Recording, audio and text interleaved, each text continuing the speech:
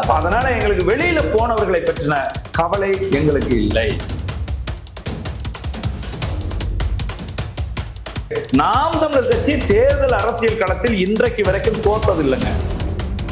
1.5% 4% மாற்றி 4 6.9% மாற்றி கிட்டத்தட்ட 7% மாற்றி 7 8.22% மாற்றி வச்சுட்டு உட்கார்ந்துட்டு இருக்கோம். டாஸ்மார்க்க ஒழிச்சிட்டாங்களா? 8 வழிச்சாலையை இல்லாம பண்ணிட்டாங்களா? நான் கேட்கிறேன். அப்ப நாங்கள் எங்களுடைய ஆட்சி வரவில் சொல்லி இருக்கிறோம்ல, அதெல்லாம் நடக்கணும் அப்படின்னு சொன்னா நாங்கள் களத்தில் நின்று தொடர்ச்சியா ஓங்கி ஓங்கி கன்னடர்களை ஓட ஓட விரட்டி அடிச்சது, தமிழ் மொழிக்காக உயிர் கொடுத்து நின்ற எங்கள் அண்ணன் செந்தமிழன் சீமான். மக்கள் பார்த்துக்கிட்டு தானே இருக்காங்க. தமிழ் மொழிக்கு ஒரு இழுக்கு என்று சொன்னால் களத்தில் இறங்கி வர்றான், கன்னடர்களை மிரட்டுறான். 94 நீ அடிச்சது மாதிரி, எங்களுடைய கேபிஎன் பஸ்ஸை எரிச்சது மாதிரி இனி ஒரு தடவை நடந்துச்சுன்னா கர்நாடகாவை பூந்து அடிச்சு நொறுக்கிடுவோம்னு சொல்லி மிரட்டுறது எங்க அண்ணன் தான்.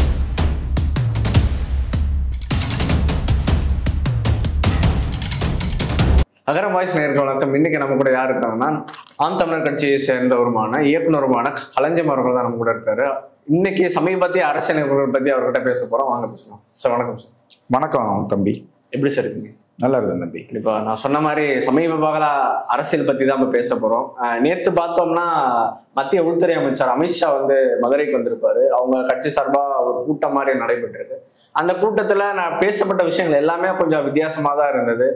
அவர் பேசாத விஷயங்களா பேசியிருப்பாரு. முதல் கட்டமா தமிழ் கடவுள் முருகனை ரொம்ப தூக்கி பிடிச்சு பேசியிருப்பாங்க. அவங்களுக்கு ஒரு மாநாடு மாதிரி நடத்தணும், முருகனை சிறப்பு செஞ்சு மாநாடு மாதிரி நடத்தணும் பேசியிருப்பாங்க. இந்த கருத்து நாம் தமிழர் கட்சி ரொம்ப காலமா பேசுற கருத்து தான். பிஜேபி கடவுள் முருகனை சப்போர்ட் பண்றதுக்கும் நாம் தமிழர் கட்சி முருகனை சப்போர்ட் பண்றதுக்கு என்ன வித்தியாசம் இருக்குன்னு நினைக்கிறீங்க? இல்ல, நாங்க அதை உளப்பூர்வமா முருகன் தமிழ் கடவுள் அப்படின்னு சொல்லி நாங்க முருகனை நாங்க தூக்கி பிடிக்கிறோம். அவர்கள் ஓட்டுக்கு முருகனை தூக்கி பிடிக்கிறாங்க. பாரதிய ஜனதா கட்சி எப்ப ஆரம்பிக்கப்பட்டுச்சு? போன வருஷம் ஆரம்பிக்கப்பட்டுச்சா? இல்ல கிட்டத்தட்ட அரை நூற்றாண்டுகளுக்கு மேல இந்த நிலப்பரப்புல இருக்கு. ஏன் இத்தனை ஆண்டு காலமா முருகனை தூக்கி பிடிக்காம, முருகனை பற்றி பேசாமல் இப்ப எதுக்கு முருகனை பத்தி பேசுறீங்க? கேரளான்னா உங்களுக்கு ஐயப்பன், உத்தரப்பிரதேசம்னா ராமர், ஒரிசான்னா பூரி ஜெகநாத், தமிழ்நாடுனா முருகனா? இது மக்கள் அரசியலா இல்ல ஆன்மீக, அதாவது மத அரசியலா? யோசிங்க. அப்போ மத அரசியலை முன்வைத்து இந்தியாவில் எந்த மாநிலத்தில் வேணாலும் அவர்கள் வெற்றி அடைய முடியும். ஆனா தமிழகத்துல அதை சுத்தமா முடியாது.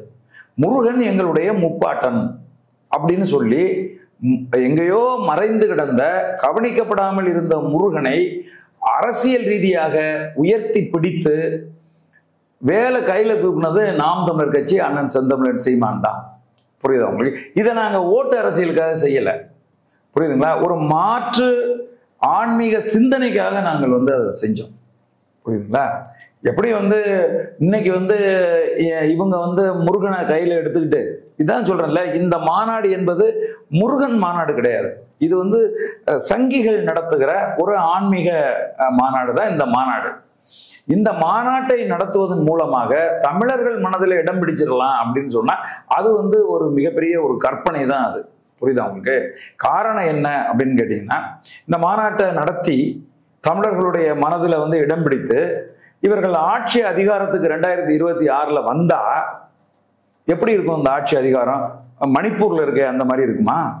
அல்லது ஒரிஷால இருக்குமா? அந்த மாதிரி இருக்கும். 2024 ஜூன் 12 ஒரிஷாவில் அவங்க வெற்றி அடைஞ்சு ஆட்சி அதிகாரத்துக்கு வந்தாங்க. ஆனால் 2024 டிசம்பர்ல எத்தனை குழந்தைகள் பாலியல் பலாத்காரம் செய்யப்பட்டாங்க தெரியுமா? 769 குழந்தைகள்.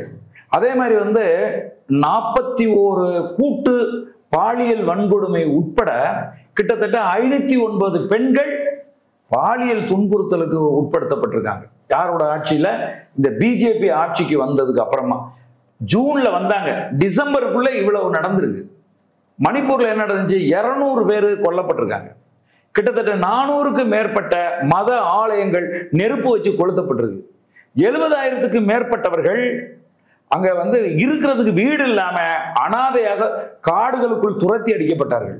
பெண்கள் எவ்வளவு மோசமாக வன்புணர்வுக்கு உட்படுத்தப்பட்டார்கள்ங்கிறத உலகமே வந்து பார்த்துக்கிட்டு இருந்துச்சு. அப்படி ஒரு ஒரு மிக கொடூரமான ஆட்சி செஞ்ச அந்த பிரான் சிங் என்கிற அந்த முதலமைச்சரை பதவி நீக்கம் செய்யறதுக்கு பதிலா அவர் வந்து நிலைமையை சரி செய்ய முயற்சி செய்து கொண்டிருக்கிறார். அவர் இப்படின்னு இந்த பாரதிய ஜனதா கட்சி அவருக்கு சப்போர்ட்டா வந்து நின்றுகிட்டு இருந்துச்சு. இப்படியான ஒரு ஆட்சியை நீங்க தமிழ்நாட்டில் கொடுக்க போறீங்களா? நான் கேட்கிறேன். நீங்க ஒரிசாவில் வந்து என்ன சொன்னீங்க? தமிழர்களுக்கு எதிராக எவ்வளவு மோசமான ஒரு விமர்சனத்தை முன் வச்சீங்க சொல்லுங்க பாப்பா. ஐஏஎஸ் ஆபீசர் பாண்டியன் அவர்கள் ஒரிசா மாநிலத்தினுடைய மருமகன், ஒரு ஒரிய பெண்ணை திருமணம் செய்தவன். அந்த மாநிலத்தினுடைய வளர்ச்சிக்கு தன்னுடைய பங்களிப்பை பெரிய அளவில் செய்தவன். மாநிலத்தின் முதலமைச்சர் நவீன் பட்நாயக்கு தனக்கு அடுத்த இடத்தை கொடுத்து பாண்டியன் அவர்களை வைத்திருந்தாங்க. அந்த பாண்டியன் அவர்களை இதே அமித்ஷா எப்படி விமர்சிச்சாரு? ஒரிய மக்களை ஆளப்போவது ஒரியவை சேர்ந்த ஒருத்தனா இல்ல ஒரு தமிழனா அப்படின்னு கேட்டார். இப்ப எந்த மூஞ்சியை வச்சுக்கிட்டு தமிழ்நாட்டில் வந்து தமிழர்களை புகழ்ந்து நீங்க பேசுறீங்க? நான் கேட்கிறேன். இதே நரேந்திர மோடி அவர்கள் என்ன சொன்னாங்க? பூரி ஜெகநாத் ஆலயத்தில் இருக்கிற புதையலினுடைய சாவி, இங்க இருக்க வேண்டிய சாவி தமிழ்நாட்டில் இருக்குன்னு சொல்லி ஒட்டுமொத்த தமிழர்களையும் திருடர்கள் போல மாத்தினாங்க. இதெல்லாம் தமிழ்நாட்டில் இருக்கக்கூடிய தமிழர்கள் மறந்து விடுவார்களா? நாங்கள் திரும்ப திரும்ப அதை ஞாபகப்படுத்தி கொண்டு இருக்க மாட்டோமா? சொல்லுங்க பாப்பா. அப்ப முருகனை தொட்டாச்சுன்னா மக்கள் வந்து ஏமாந்து ஓட்டு போட்டுருவாங்களா? அது வேற ஏதாவது ஒரு மாநிலத்தில் நடக்குமே ஒழிய தமிழகத்தில் ஒருபோதும் அது வந்து நடக்காது. பாரதிய ஜனதா கட்சியினுடைய இந்த மத அரசியல் தமிழ்நாட்டில் எடுபடாது. Okay sir. இப்ப இது வரைக்கும் பார்த்தோம்னா பாஜக வந்து திமுகவை தாக்கி பேசுறது தான் இருப்பாங்க. அவங்க பெருசா தமிழ் கடவுள் முருகனை கையிலேயே எடுக்கிறது இல்லை.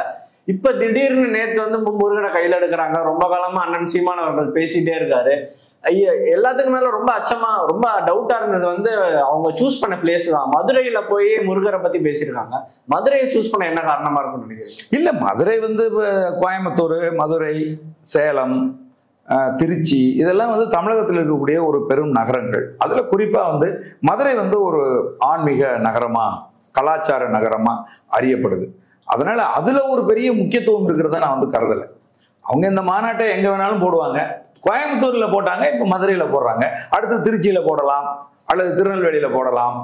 அது அவங்களுடைய விருப்பம். அதனால ஒரு பெரிய ஆட்சி மாற்றத்துக்கான வியூகம் இருக்கிறதா நான் வந்து கருதலை. Okay sir. இப்ப அதே மாதிரி எல்லாருக்கும் இருக்கிற இன்னொரு சந்தேகம்னா முத்துராமலிங்க தேவரை பேசியிருப்பாரு. முத்துராமலிங்க தேவருக்கு நான் தலை வணங்குறேன் அப்படின்னு அண்ணன் சீமான் அவர்கள் ரொம்ப காலமா பேசுறாரு. நம்ம தமிழ் சார்ந்து என்னென்ன தலைவர்களோ பேசிட்டு இருக்காரு. இப்ப அடுத்தடுத்து பார்த்தோம்னா தமிழ் கடவுள் முருகனை பெருமையா பேசுறாரு, முத்துராமலிங்க தேவர் பேசுறாரு. சோ பாஜக வந்து நாம் தமிழர் கட்சியை ஃபாலோ பண்றாங்கன்னு உங்களுக்கு தோணுது? இல்ல, அதெல்லாம் கிடையவே கிடையாது. எங்களை அவங்க பின்பற்றவே முடியாது. எங்களுடைய இணை எதிரி அவங்க. ஐ மீன் ஃபாலோ பண்றாங்கன்ற கேட்கறது வந்து ஓட்டு அரசியல ஃபாலோ பண்றாங்களா? இல்லைங்க தம்பி, அவங்க வந்து அவங்களுக்கும் எங்களுக்கும் கருத்தியல் ரீதியான முரண்பாடு என்பது ஒரு ஒரு அதாவது என்ன சொல்றதுன்னா ஒரு பல நூற்றாண்டுகளாக தொடர்கிற ஒரு இனப்பகை. அது புரியுதா உங்களுக்கு? நாங்கள் எதையெல்லாம் அரசியலாக முன்வைக்கிறோமோ அதற்கு நேர் எதிராக எங்களுக்கு எதிரியா நிற்கிறது தான் பாரதிய ஜனதா கட்சி. புரியுதுங்க நான் சொல்றது? அதனால அவர்கள் ஒருபோதும் எங்களுடைய கருத்தை, எங்களுடைய கொள்கையை பின்பற்ற முடியாது. நாங்கள் சாதியத்துக்கு எதிரானவர்கள். அவர்கள் சாதி இல்லாமல் அவர்களால் அரசியல் செய்ய முடியாது. நாங்கள் ஐயா முத்துராமலிங்க தேவர் அவர்களையோ அல்லது தமிழகத்தில் இருக்கக்கூடிய இன்ன பிற அரசியல் தலைவர்களையோ நாங்கள் போற்றுவது அவர்கள் தமிழர்கள் என்கிற ஒரே காரணத்துக்காகத்தான் நாங்கள் போற்றுறோம். ஆனா இவர்கள் வாக்கு வங்கியை குறி வச்சு, சாதியை குறி வச்சு இவங்க வந்து பேசுறாங்க. புரியுதா உங்களுக்கு? நீங்க மாநில தலைவரா மதிப்புக்குரிய நயினார் நாகேந்திரன் அவர்களை வந்து போட்டிருக்காங்க. எதுக்கு போட்டிருக்காங்க? முக்குலத்தோர் அமைப்புல இருந்து ஒருத்தரை போடணுங்கிறதுக்காக போட்டிருக்கிறதா பேசப்படுது. புரியுதா உங்களுக்கு? அதை ஆய்வு செய்து அதை செஞ்சதா சொல்லப்படுது. நான் சொல்றது விளங்குதா? அப்போ இவர்களுடைய அரசியல் என்பது மத அரசியல், இவர்களுடைய அரசியல் என்பது சாதி அரசியல். எங்களுடைய அரசியல் என்பது மதத்துக்கு எதிரான அரசியல், எங்களுடைய அரசியல் என்பது சாதியத்துக்கு எதிரான அரசியல். நான் எங்க அண்ணன் செந்தமன் சீமான் சொல்றாரு, சாதி பார்த்து நீ ஓட்டு போட்டேன்னா உன் ஓட்டு எனக்கு தீட்டு, உன் ஓட்டு எனக்கு வேண்டாண்டா அப்படின்னு சொல்லுகிற துணிச்சல் எங்களுக்கு இருக்கு. அவங்க எப்படி எங்களை ஃபாலோ பண்ண முடியும்? இது இந்த துணிச்சல் அமித்ஷாவுக்கு இருக்குமா? நான் கேட்கிறேன், சவால் விடுறேன் அமித்ஷாவுக்கு. நீ சொல்லுவியா மேடையில, சாதி பார்த்து ஓட்டு போட்டேன்னா உன் ஓட்டு எனக்கு தீட்டு, மதம் பார்த்து ஓட்டு போட்டேன்னா உன் ஓட்டு எனக்கு தீட்டு அப்படின்னு உன்னால சொல்ல முடியுமா? அப்ப எப்படி எங்களை எப்படி பின்பற்ற முடியும்? நாங்கள் மனித நேயமிக்கவர்கள், நாங்கள் மனித உணர்வுல உயிர்ம நேயத்தோடு நாங்கள் அரசியல் செய்து கொண்டிருக்கிறோம். அனைத்து உயிர்களுக்குமான அரசியலை நாங்கள் முன்வைக்கிறோம். பாரதிய ஜனதா கட்சி முன்வைக்குமா? சொல்லுங்க பாப்போம்.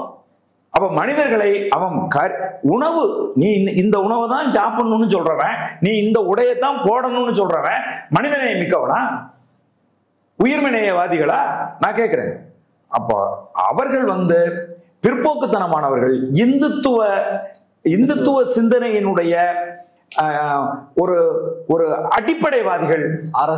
ஆர்எஸ்எஸ் இந்துத்துவம் சங்க பரிவர் இயக்கங்களோட சிந்தனை என்பது ஒருபோதும் தமிழ் நிலத்தில் எடுபடாது. ஓகே சார், நான் இதே விஷயத்த முன்னாடியும் பார்க்கலாம். அமித்ஷா பாராளுமன்றத்துல பேசியிருப்பாரு, நீங்க அம்பேத்கர் சொல்றா, கடவுள் பேரை சொல்லியிருந்தா புண்ணியமாவது கிடைச்சிருக்கும் அப்படின்னு பேசியிருப்பாரு.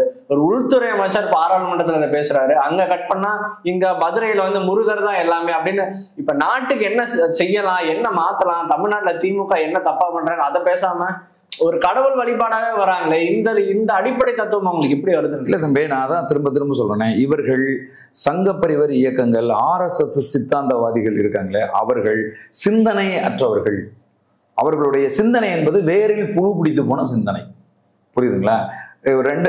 அதாவது பல நூற்றாண்டுகளுக்கு முன்னாடி இருக்கக்கூடிய சிந்தனை. இன்னைக்கு பிராமணர்கள் எடுத்துங்க, அவங்க போட்டிருக்கிற உடை என்னைக்கு போட்ட உடை? எத்தனை நூற்றாண்டுக்கு முன்னாடி நாகரிக வளர்ச்சி அடைகிறதுக்கு முன்னாடி போட்டிருந்த ட்ரெஸ்ஸை காட்டு மிராண்டிகள் போல இன்னைக்கு வரைக்கும் போட்டுட்டு இருக்காங்களா இல்லையா? புரியுதா உங்களுக்கு? அதனால இவர்களுடைய சிந்தனை, அதனாலதான் சொல்றாரு அவரு, நீங்க அம்பேத்கர்னு சொல்றதுக்கு பதிலா சாமின்னு சொல்லியிருந்தா எல்லாம் வந்திருக்குன்னு. நீங்க ராமர்னு சொன்னீங்களே, ராமர் இருக்கிற பகுதிகளில் ஒரு தொகுதியில ஒரு வேட்பாளரை நிறுத்தினீங்க. ஒரு தாழ்த்தப்பட்டவரை அகிலேஷ் யாதவ் நிறுத்தினாரு. யார் ஜெயிச்சது? மக்கள் யாருக்கு ஓட்டு போட்டாங்க? ஏன் ராமர் ஜெயிக்க வைக்க வேண்டியதானே? ராமர் உங்களை தூக்கி வச்சு கும்மாங்குத்து குத்தி விட்டாரு, எதுக்கு? அப்ப இந்த கடவுள் அரசியல்னா எடுபடாது தம்பி. ராமருக்கு கோயில் கட்டதுனால அந்த ராமர் கோயிலை சுத்தி இருக்கிற மக்கள்லாம் பிஜேபிக்கு ஓட்டு போட்டாங்களா? இல்லையே. இதுவரைக்கும் தோல்வி அடையாத அளவுக்கு மிகப்பெரிய தோல்வியை மண்ணை கவிச்சு பிஜேபி. அதுல இருந்தாவது அவங்களுக்கு புத்தி வந்திருக்கணும். கடவுளை முன் வச்சு இங்க இந்தியாவுக்குள்ள அரசியல் பண்ண முடியாது அப்படின்னு சொல்லி. ஏன் இப்ப ராமரை பத்தி பேசுறது இல்ல? ராமர் கைக்கு ஆகல. ராமர் ஓட்டு வாங்கி தரமாட்டாருன்னு தெரிஞ்சு போச்சு அவங்களுக்கு. அதனால மெல்ல மெல்ல ராமர்ட்டு விலகுறாங்க. அதனால தம்பி, முருகனை தூக்குனா இங்க தேர்தல், நாங்க எந்த காலகட்டத்திலையுமே தேர்தல் களத்துல நாங்க முருகனை முன்னிறுத்ததே இல்லை. அவன் எங்களுடைய முப்பாட்டன். நாங்கள் அவரை கடவுளா நாங்கள் வணங்குறமே ஒழிய ஓட்டு வாங்குறதுக்கு நாங்கள் ஒருபோதும் முருகனை முன்வைத்ததில்லை. இப்ப இதுக்கு முன்னாடி திருட்டு திராவிடம் ஒரு முருக மாநாடு நடத்துச்சு. இப்ப இந்த சங்கி கூட்டம் ஒரு முருக மாநாடு நடத்துது. இவங்கெல்லாம் என்னைக்கு இந்த முருகன் இருக்கிறது என்னையில இருந்து தெரியும் இவங்களுக்கு எல்லாம்? நாம் தமிழர் கட்சி முருக வழிபாட்டை மீட்டு உருவாக்கம் செய்து நாங்கள் வேலை கையில தூக்கிக்கிட்டு மலை மேல ஏறினதுக்கு அப்புறம் தான் உங்களுக்கு முருகன் இருக்கிறது தெரியுதா? நான் கேட்கிறேன். அதனால இந்த அரசியல் நாடகம் எல்லாம் தமிழ்நாட்டில் எடுபடாது. இப்ப அமித்ஷா ரொம்ப கடுமையா சாடி இருந்தாரு திமுகவை. பட் திமுக அதுக்கு பதிலுக்கு எதுவுமே சொல்லவே இல்லை.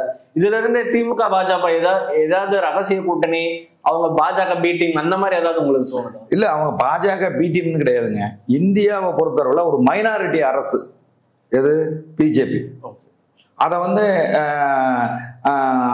அதை நான் சொல்றேன், அதை இந்த நாம் தமிழர் கட்சி மட்டும்தான் திரும்ப திரும்ப சொல்லுது. இது ஒரு மைனாரிட்டி அரசு. ரெண்டு பில்லர் மாதிரி தூக்கி பிடிச்சிட்டு இருக்காங்க. அவங்க 2 பேர் இல்லைன்னா ஆட்சி கவிழ்ந்து போகும். ஒருத்தர் சந்திரபாபு நாயுடு, இன்னொரு நிதிஷ்குமார். இவங்க 2 பேர் இல்லைன்னா ஆட்சி கவிழ்ந்து போயிடும். இவங்க 2 பேரும் கடுமையான பிஜேபி எதிர்ப்பாளர்கள். உண்மையா கடந்த காலங்களில் பிஜேபியை எதிர்த்து கொண்டு கட்சியை விட்டு வெளியில வந்தவர்கள், பிஜேபியோடு முரண்பட்டவர்கள். அதனால அந்த முரண்பாடு என்பது உள்ளுக்குள்ள அது நீர் பூத்த நெருப்பு மாதிரி அது புகஞ்சுக்கிட்டே தான் இருக்கும். எந்த காலகட்டத்தில் எந்த விஷயத்துல முரண்பட்டு அவர்கள் வெளியில வருவாங்கிறது பிஜேபிக்கு தெரியாது.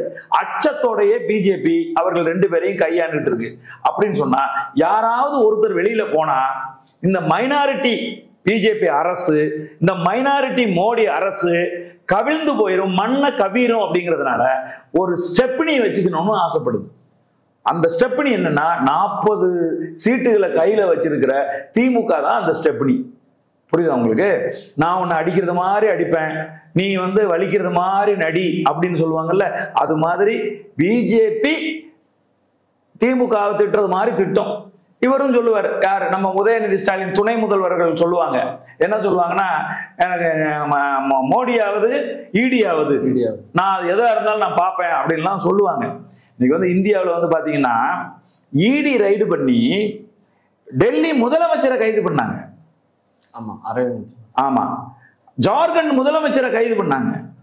இந்தியாவில் பல பொறுப்புகள் இருந்தவங்க எல்லாம் கைது பண்ணாங்க.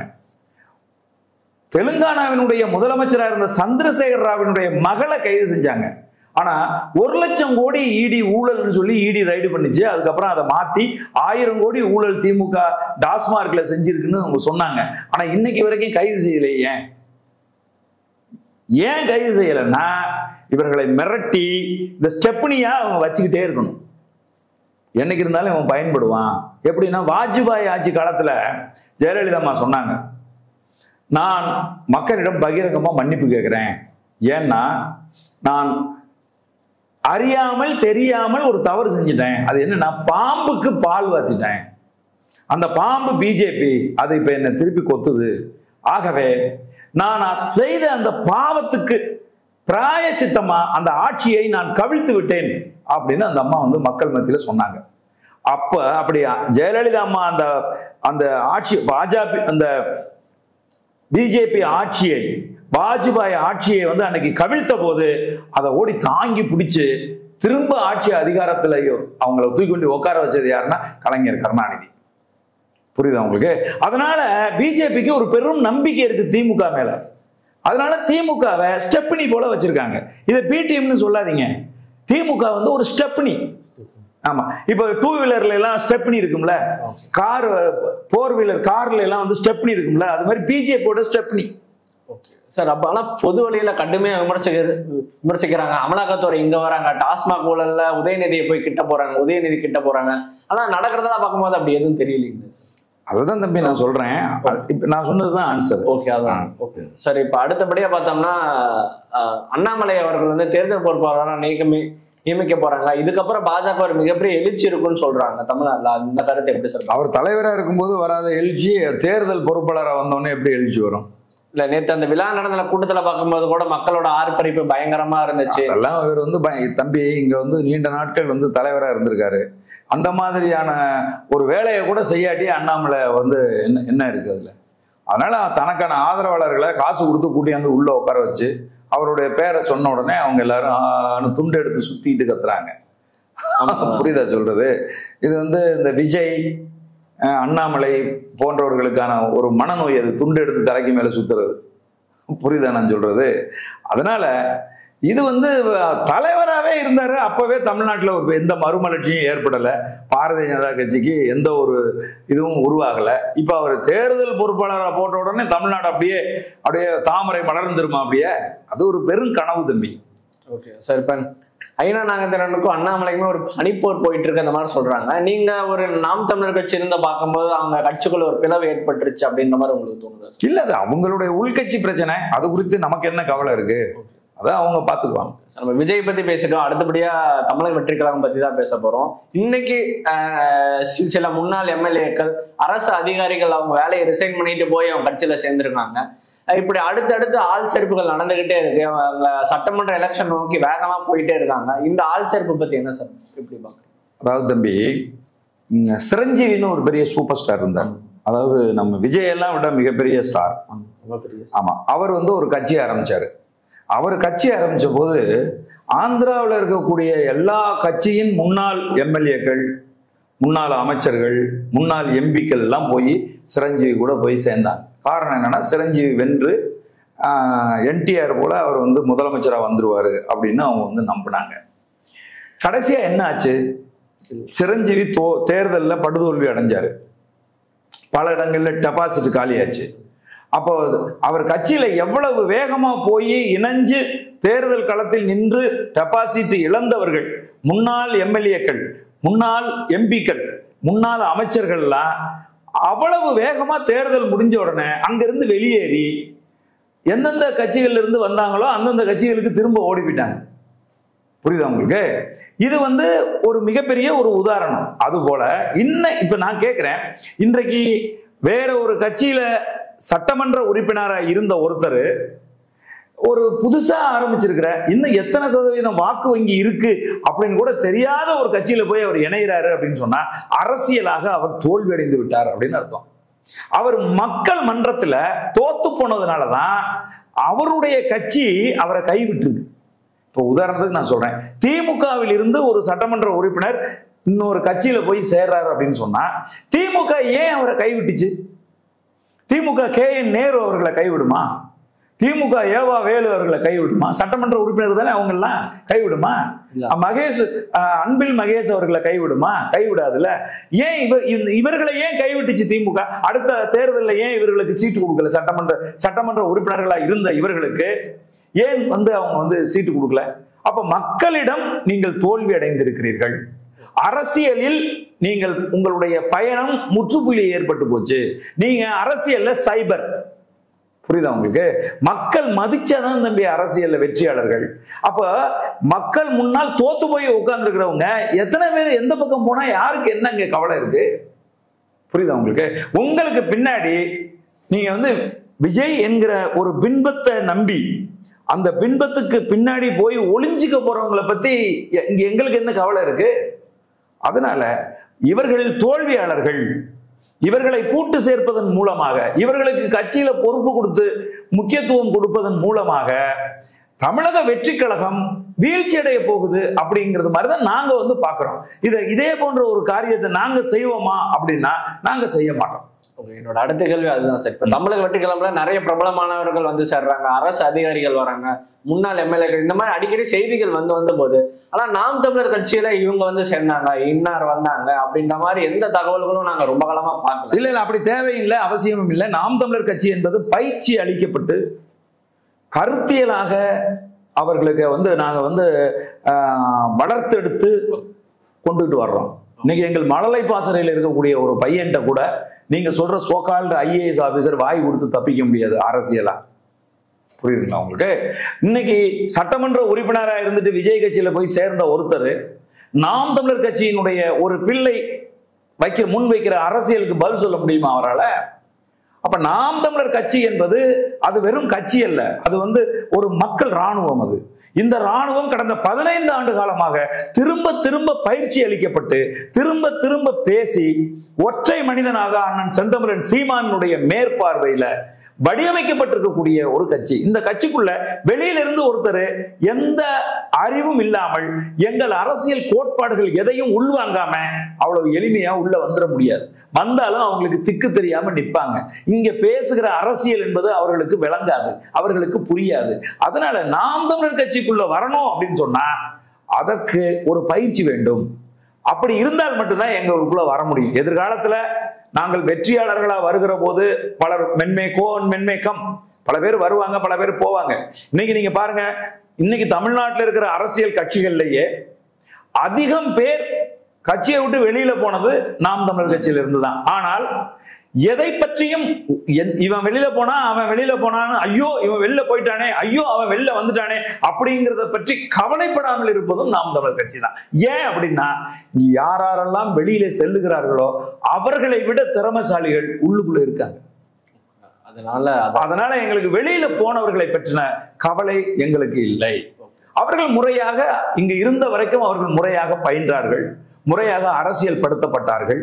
அவர்கள் ஒரு கோட்பாட்டு அரசியலுக்குள் ஒரு நீண்ட பயணம் மேற்கொண்டிருக்கிறார்கள். அவர்களால உறுதியா வேற கோட்பாடு இல்லாமல், தத்துவம் இல்லாமல், கொள்கை இல்லாமல் இருக்கிற இடங்கள்ல போய் அவர்களால் பயணிக்க முடியாது அப்படின்னு நான் தனிப்பட்ட முறையில உறுதியா நம்புறேன். புரியுதா உங்களுக்கு? வெறும் ஓட்டு அரசியலை முன்வைத்து அரசியல் செய்து கொண்டிருக்கக்கூடிய இடங்கள்ல போய் இவர்களால் பயணிக்க முடியாது. அதனாலதான் இன்னைக்கு நாம் தமிழர் கட்சியை விட்டு வெளியில போய் பல அரசியல் கட்சிகளில் பயணித்தவர்கள் திரும்ப நாம் தமிழர் கட்சிக்கே வந்துகிட்டு இருக்காங்க. புரியுதா உங்களுக்கு? அதனால எங்களுடைய அரசியல் செயல்பாடு என்பது முற்றிலும் மாறுபட்டது. நாங்கள் ஒரு மாற்று அரசியலை முன்வைக்கிறோம். நான் இப்ப கேட்கிறேன், விஜய் அவர்கள் எந்த கொள்கை, எந்த கோட்பாடு, எதை முன்வைத்து இதுவரைக்கும் பேசியிருக்காரு? என்ன அரசியலை சொல்லி இருக்கிறார் இது வரைக்கும்? அவருடைய கொள்கையை கோட்பாட்டை ஏற்று இவர்கள் வந்து போயிருக்காங்க. சொல்லுங்க பாப்போம். இன்றைக்கு எங்கள் அண்ணன் செந்தமிழன் சீமான் பஞ்சமி நில பிரச்சனையை பேசுகிறார், அதற்கு போராட்டத்தை முன்னெடுக்கிறார். மீனவர்களுடைய பிரச்சனையை பேசுகிறார், அதற்கான போராட்டங்களை முன்னெடுக்கிறார்.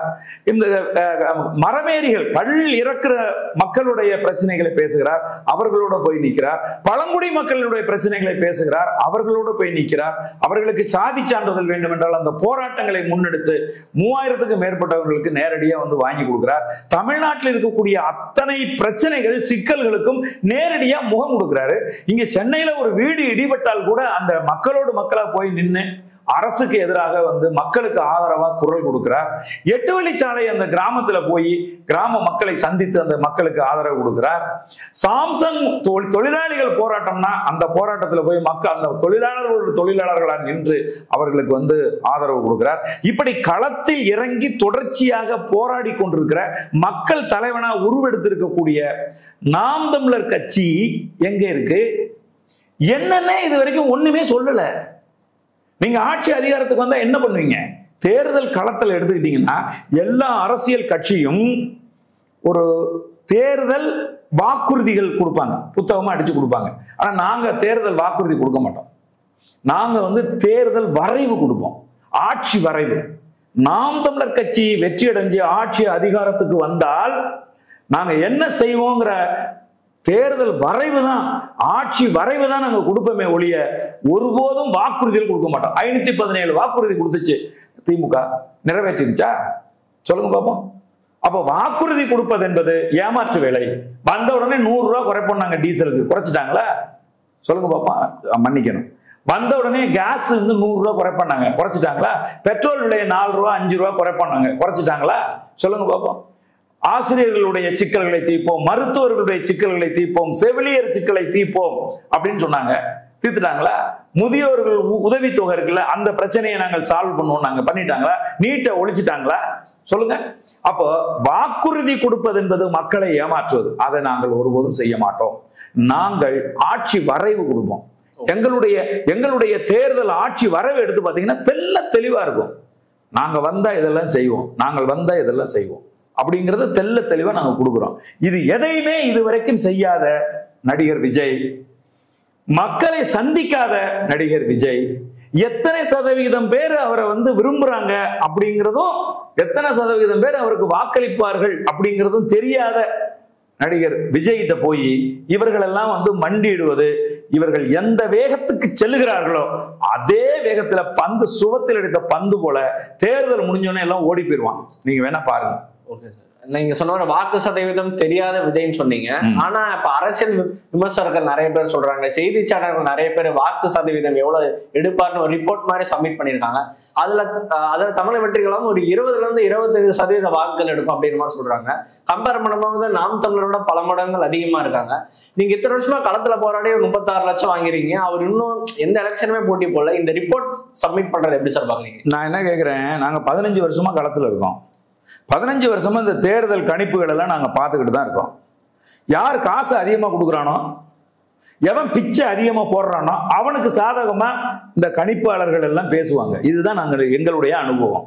சென்ற நாடாளுமன்ற தேர்தலில் இந்த ஊடகவியலாளர்கள், இந்த சோகால்டு ஊடகவியலாளர்கள் எல்லாம் சொன்னாங்க, சீமான் என்ன மோடிக்கு போட்டியா இருக்காரா, ராகுல்வா மோடியான்னு போட்டி நடந்துட்டு இருக்க ஒரு தேர்தலில் சீமானுக்கு என்ன வேலை, சீமானுக்கு யார் ஓட்டு போடுவா, 2% வாங்கிட்டாருன்னா ரொம்ப பெருசு அப்படின்னு சொன்னாங்க. நாங்க அதை பத்தி கவலைப்படவே இல்லை. முடிஞ்ச அளவுக்கு டிஸ்கரேஜ் பண்ணாங்க. எல்லா சேனல்லையும் அதிகபட்சமா சீமான் 2% வாங்குவாரு அப்படின்னாங்க. நடந்தது என்ன? சீமான் 8.22% வாங்கி இந்திய அரசியல் வரலாற்றில் தனித்து நின்று ஒரு கட்சி தேர்தல் ஆணையத்தின் அங்கீகாரம் பெற்றிருக்குன்னா அது நாம் தமிழர் கட்சி தான் பெற்றிருக்கு. அப்படி கருத்து கணிப்பை பத்தி என்ன தம்பி பேசுறீங்க நீங்க? இந்த கருத்து கணிப்பாளர்களை கொண்டு போய் எந்த மூலையில வைக்கிறது? குப்பையில தூக்கி போடுங்க அவர்களுடைய கருத்து கணிப்பை. 2% எங்க இருக்கு, 8.22 எங்க இருக்கு?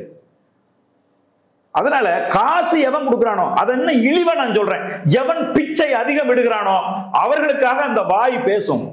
மக்கள் ஓட்டு போடணும், புரியுதுங்களா? நீங்க கருத்து கணிப்பு சொல்லியாச்சுன்னா உடனே மக்கள் ஓட்டு போட்டுருவாங்களோ? மக்கள் களத்தில் எவன் நிக்கிறானோ, மக்கள் நம்பிக்கையை எவன் பெறுகிறானோ அவன் தான் இன்னைக்கு தமிழுக்கு ஒரு பிரச்சனை வருது, தமிழ் மொழிக்கு ஒரு பிரச்சனை வருது. விஜய் பேசினாரா? கமலஹாசன் தமிழ் மொழியிலிருந்து கன்னட மொழி வந்துச்சுன்னு சொன்னாருங்க. விஜய் பேசினாரா அதுக்கு?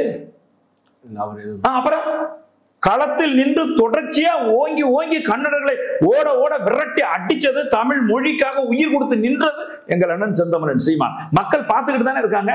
தமிழ் மொழிக்கு ஒரு இழுக்கு என்று சொன்னால் களத்தில் இறங்கி வர்றான், கன்னடர்களை மிரட்டுறான். 94ல நீ வந்து அடிச்சது மாதிரி, எங்களுடைய KPN பஸ்ஸை எரிச்சது மாதிரி இனி ஒரு தடவை நடந்துச்சுன்னா கர்நாடகா பூந்து அடிச்சு நொறுக்கிடுவோம்னு சொல்லி மிரட்டுறது எங்க அண்ணன் தான். இப்ப பார்த்தோம்னா இப்ப தமிழ் சமூகத்துக்காக தொடர்ந்து போராட நாம் தமிழர் கட்சி, இப்ப விஜய் அவர்களுக்கு மீடியா சைட்ல ரொம்ப ஆதரவு இருக்கு, கருத்து கணிப்பு நடத்துறாங்க.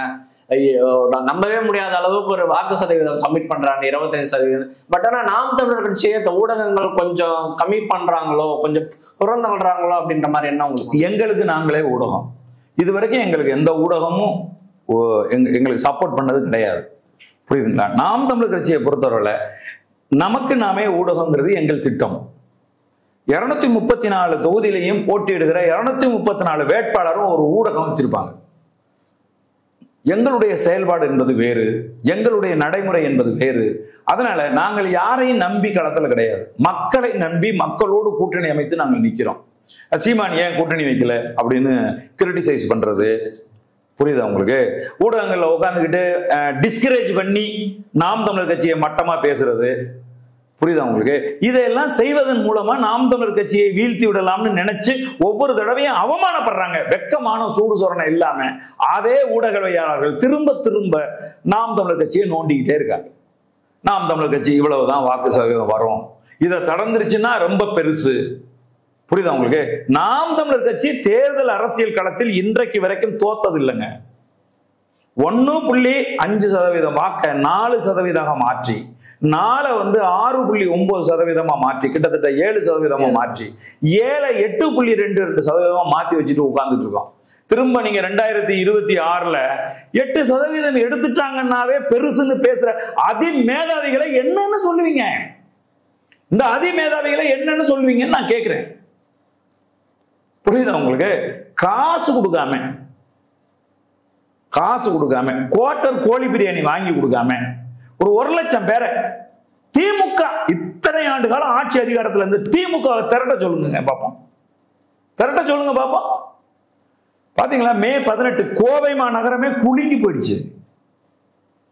புரியுதுங்களா? நாம் தமிழர் கட்சியில பயணிக்கிறவர்கள் எல்லாம் கொள்கைக்காக பயணிக்கிறவங்க, உயிர் கொடுத்து நிப்பான், காசுக்காக வர்றவன் கிடையாது. குவார்டருக்கும் கோழி பிரியாணிக்கு வந்து நாக்க தொங்க போட்டுட்டு இருக்கிறவன் கிடையாது.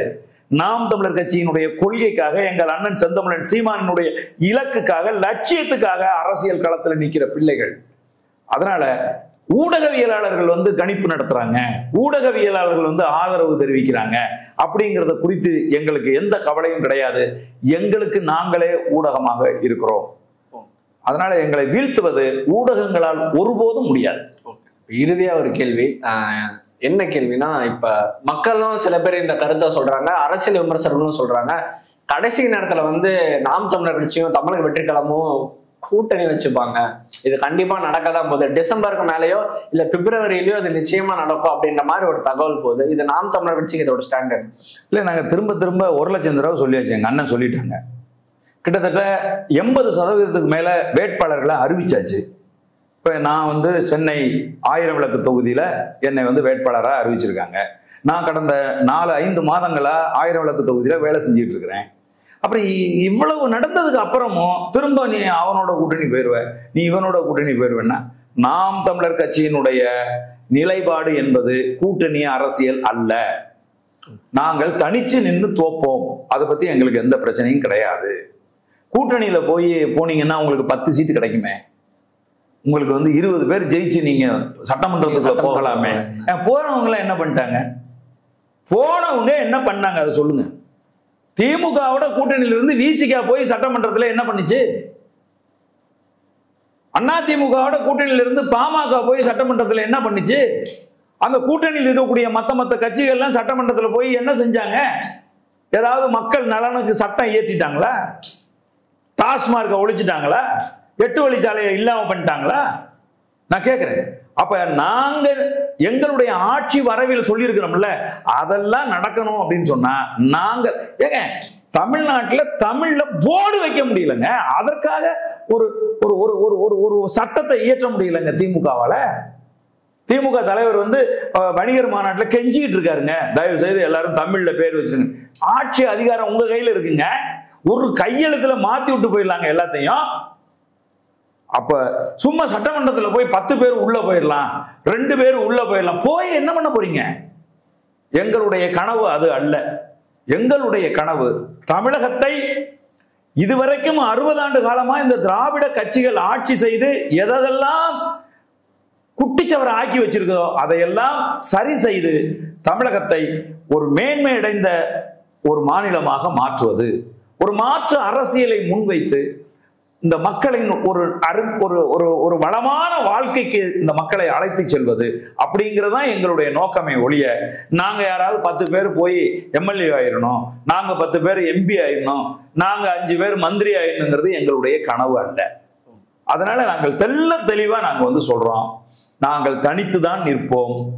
எங்க அண்ணன் வந்து இன்னைக்கு வந்து சொல்லியிருக்காரு, இந்த 2026 தேர்தல் மட்டும் இல்ல, அடுத்த 5 ஆண்டுகளில் வருகிற 2031 வருகிற தேர்தலையும் நாங்க தனிச்சுதான் நிற்போம்.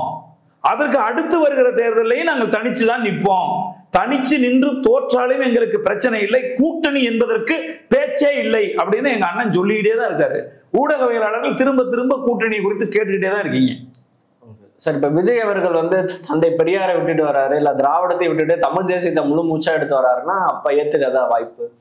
அப்பவும் கிடையாது. இல்ல தம்பி, நாங்க கூட்டணியே எங்களுக்கு விருப்பம் இல்லை. ஆமா, ஓகே ஓகே சரி ஓகே.